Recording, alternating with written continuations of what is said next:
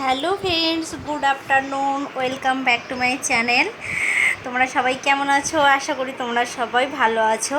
অনেক দিন পর আমি আবার নতুন এই ব্লগটা শুরু করেছি।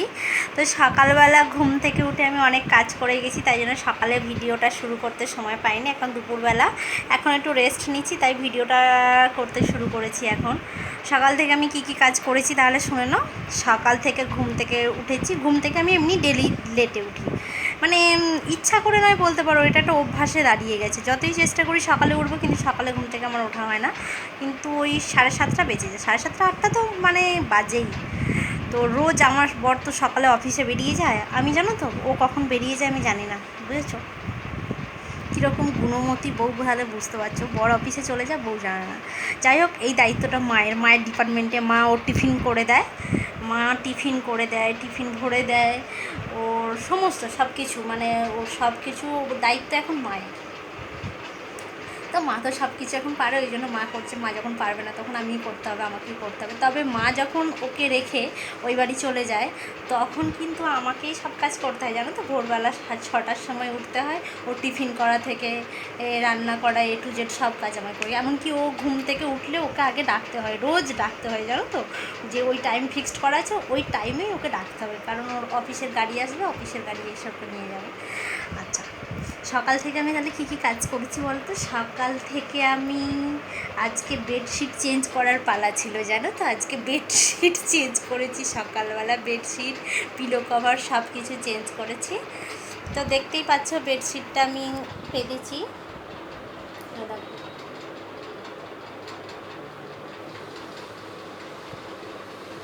দেখতে পাচ্ছ।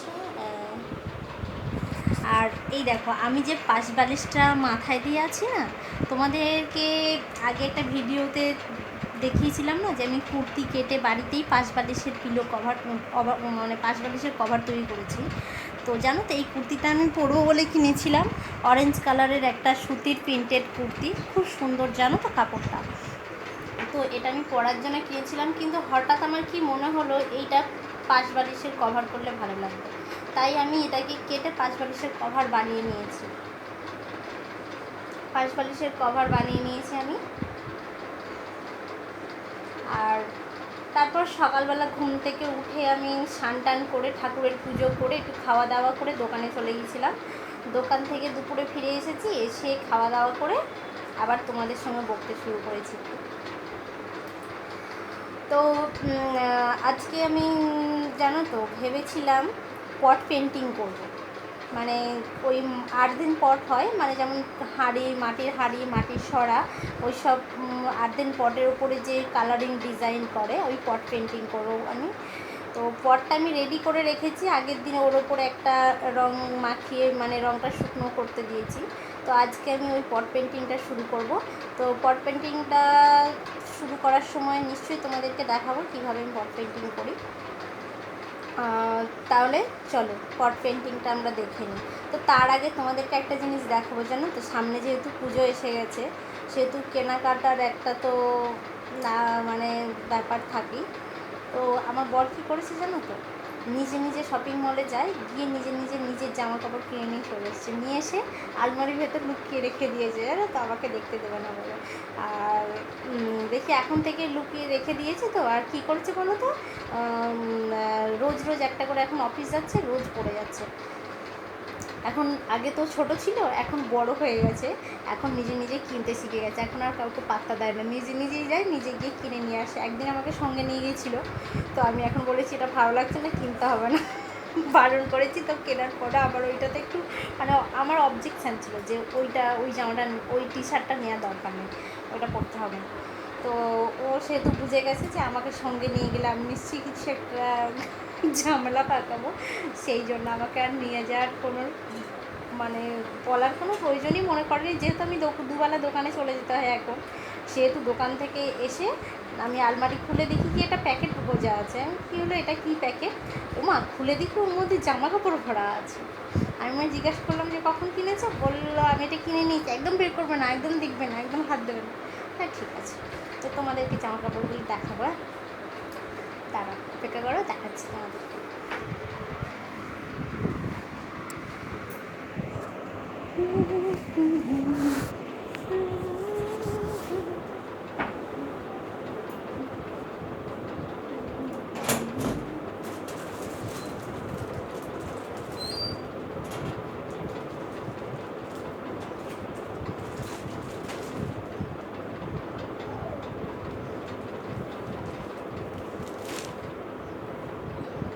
এই দেখো, এই একটা টি শার্ট, এটা কিনে নিয়ে এসছে। এটা তো উল্টা পিঠ, সামনে পিঠটা সোজা করছে।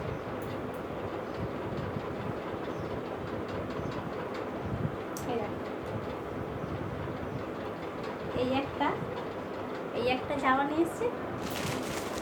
আর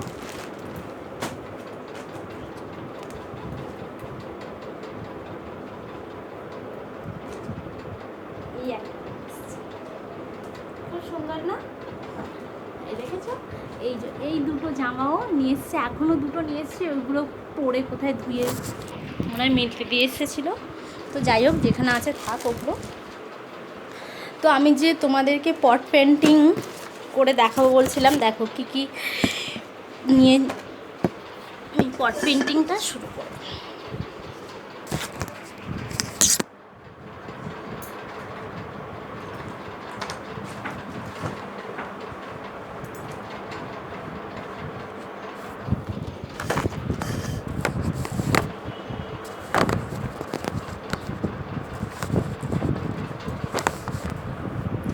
এই দেখো, তোমরা তো দেখতেই পাচ্ছ, এই যে এটা একটা সরা।